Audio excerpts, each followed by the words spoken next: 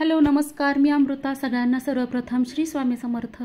यंदाची म्हणजेच 2024 या सालामधली अक्षय तृतीया अवघ्या काही दिवसांवर आलेली आहे.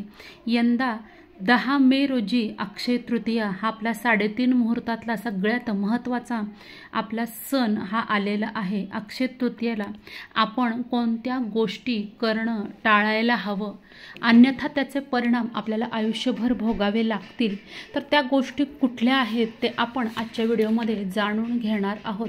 त्यामुळे अगदी व्हिडिओ शेवटपर्यंत नक्की पहा. वैशाख शुक्ल तृतीयेला आपण अक्षय तृतीया ही साजरी करतो.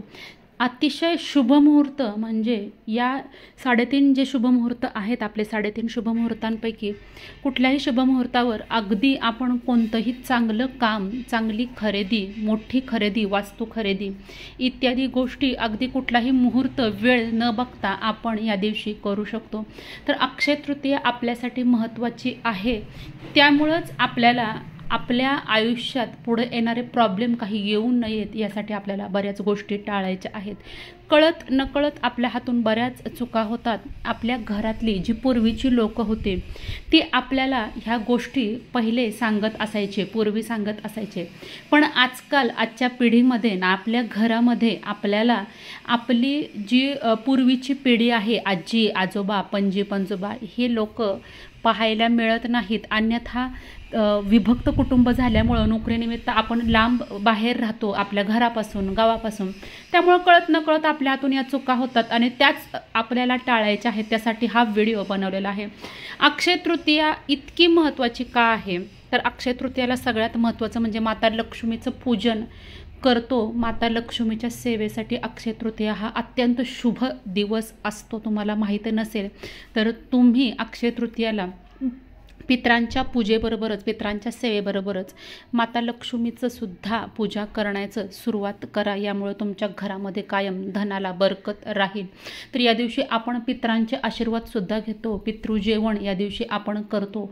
आपल्या घरावर काही पितृदोष असेल, वास्तुदोष असतील, तर त्यामुळं बघा आपल्या घरातली कुठलीच कामं होत नाहीत. घरामधल्या एकमेकांचं लोकांचं पटत नाही किंवा घरामध्ये पैसा टिकत नाही किंवा त्या घरामध्ये कलह जास्त होतो. यासाठी आपले पितृ शांत असणं महत्त्वाचं आहे.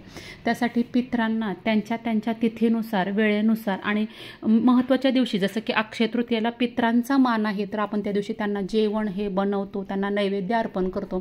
तर हे या दिवशी आपल्याला करायचं आहे. पण या दिवशी गोष्ट कुठली टाळायची, आपल्याला माहीत आहे.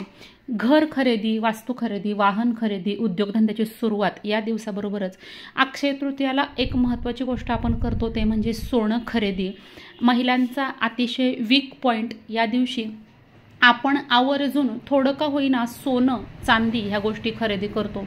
सोनं या दिवशी खरेदी केलं तर आपल्याला आपल्या पुढच्या काळामध्ये सोनं खरेदीचे योग हे येत राहतात असं म्हणतात. त्यामुळे अक्षय तृतीयाला आवर्जून सोनं खरेदी करणाऱ्यांची संख्या ही भरपूर आहे. यामुळं आपण वारंवार सोनं खरेदी करतो. याचा अर्थ असा होतो की आपल्याकडं पैसा येतो, धन येतं, बरकत राहते. त्यामुळेच आपण वारंवार सोनं हे खरेदी करत असतो. त्याच पद्धतीनं चांदीसुद्धा खरेदी करतो. पण या दिवशी अगदी अक्षय तृतीया आहे, मग माझ्या घरामध्ये ही गोष्ट नाही आहे, ही वस्तू नाही आहे. समजा आपल्या घरामध्ये कुकर खराब झालं आहे, मग आपण म्हणतो की चला अक्षय तृतीयाचा मुहूर्त चांगला आहे, चला आपण कुकर खरेदी करूया. एकतर कुकर स्टीलचा असतो किंवा ॲल्युमिनियमचा. तर आपल्याला या दिवशी प्लास्टिक, स्टील, ॲल्युमिनियम आणि लोखंड या गोष्टी, हे धातू खरेदी करायचे नाही आहेत. स्टील आणि लोखंड या धातूवर राहूचं प्रभुत्व असतं. त्यामुळे या गोष्टी आपण अक्षय तृतीयेच्या दिवशी तरी चुकूनही खरेदी करायची नाही आहे. जरी आपण नवीन खरेदी करत असेल तरीसुद्धा या दिवशी त्या गोष्टी आपल्याला टाळायच्या आहेत. तुम्ही सोनं, चांदी हे धातू खरेदी करू शकता.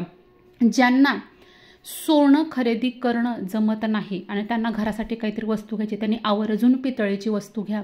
पूर्वीच्या काळी पितळेच्या भांड्यांना अतिशय महत्त्व होतं आणि ज्यांच्या घरी सोन्याची भांडी पूर्वीचे राजा महाराजे लोक वापरत असत, पण सोन्याचे भांडे वापरणं हे प्रत्येकाला जमत नसत. म्हणून त्याला पर्याय म्हणून लोक पितळी वस्तू त्यासुद्धा घासल्यानंतर आणि वापरात असेल तर सोन्यासारख्या लख्ख होतात.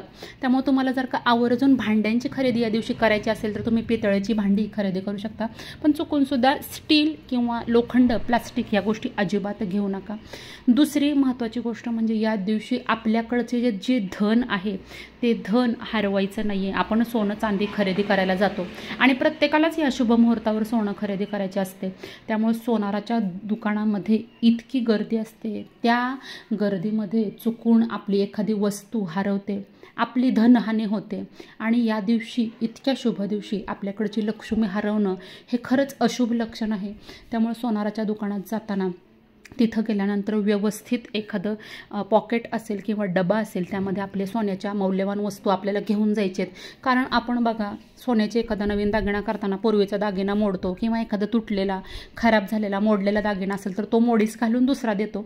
तर म्हणून आपण या दिवशी जो आपण दागिना किंवा जे काही धन आपण घरातून येणार आहे ते अजिबात हरवलं जाणार नाही याची काळजी घ्यायची. पैसेसुद्धा आपल्याला या दिवशी चुकूनसुद्धा हरवायचे नाही आहेत. म्हणजे हरवतात म्हणजे आपण मुद्दामून हरवत नाही, ते आपोआप हरवतात आपल्या चुकीमुळं. पण आपण या दिवशी काळजी घ्यायची की आपल्याकडून कुठलीही लक्ष्मी आपण आजच्या दिवसामध्ये जाता कामा नये. तिसरी सगळ्यात महत्त्वाची गोष्ट म्हणजे या दिवशी कोणालाही पैसे उधार देऊ नका किंवा कोणाकडूनही पैसे उधार घेऊ नका. अक्षय तृतीया म्हणजे अक्षय. या दिवशी तुम्ही ज्या गोष्टी कराल त्या गोष्टी ह्या आयुष्यभर तुमच्याबरोबर अक्षय राहतात. अक्षय म्हणजे काय तर न संपणार आहे.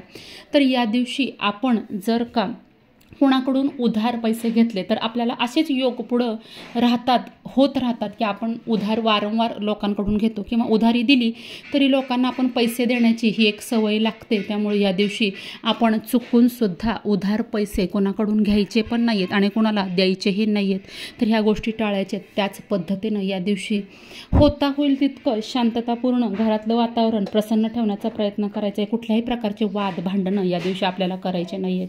त्यानंतर आपल्याला या दिवशी मांसाहार करायचा नाही आहे, कुठलंही मद्य वगैरे प्यायचं नाही आहे. मांस, मच्छी, कांदा, लसणाचा वापर जर का टाळता आला तर तो सुद्धा आपल्याला या दिवशी टाळायचा आहे. या दिवशी दिवसभरात तुम्ही कधीही माता लक्ष्मीची सेवा, पूजा ही करू शकता. यामुळं तुमच्या कुंडलीमधले माता लक्ष्मीचे जे काही चांगले योग आहेत, बरकतीचे, धनप्राप्तीचे जे योग आहेत ते मजबूत व्हायला मदत होते. या दिवशी आपण आपलं घर दिवाळीसारखं स्वच्छ करू शकता. आपल्याकडे बघा म्हण आहे, जिथे हात फिरे तिथे लक्ष्मी वसे असं म्हणतो. तर अक्षय तृतीयाला आपण आपल्या घरामधले होता होईल तेवढी साफसफाई करायची आहे. सगळ्यात महत्त्वाचं म्हणजे जे काही आपले महत्त्वाचे सण असतात, गुढीपाडवा, आपले संक्रांत, दिवाळी, दसरा, नवरात्र, अक्षय तृतीया, ह्या सणांच्या आधी घरामध्ये तुमच्या काही भंगार साठलेलं असेल, सामान, भंगार, प्लास्टिक, खराब गोष्टी या घरातनं होता होईल तेवढ्या बाहेर काढायच्या आहेत. कारण या गोष्टींमध्ये निगेटिव्ह एनर्जी ही जास्त असते.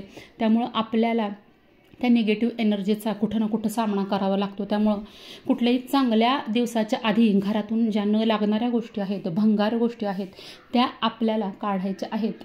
इलेक्ट्रॉनिक वस्तू खराब असतील तर त्या भंगारमध्ये द्यायच्या आहेत. रद्दी म्हणा किंवा इतर काही खराब वस्तू, खराब कपडे हे घरातून आपल्याला बाहेर काढायचे आहेत.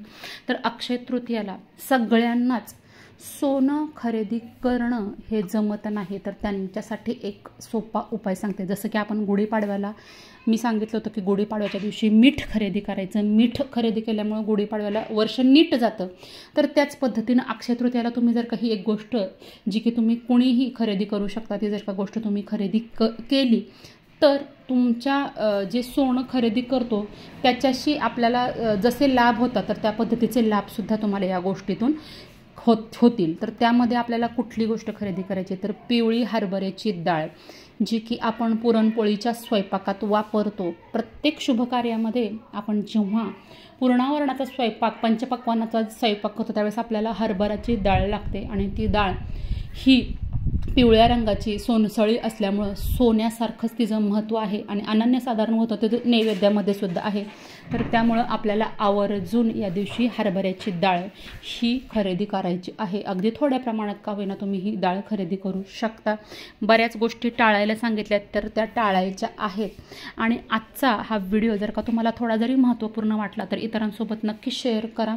तुम्ही माझ्या चॅनलवर नवीन असाल तर चॅनलला सबस्क्राईब नक्की करा. तुमच्या काही कमेंट्स असतील तर त्यासुद्धा तुम्ही मला कमेंट्समध्ये तुमचे प्रश्न, तुमच्या प्रतिक्रिया ह्या माझ्यापर्यंत पोहोचवू शकता.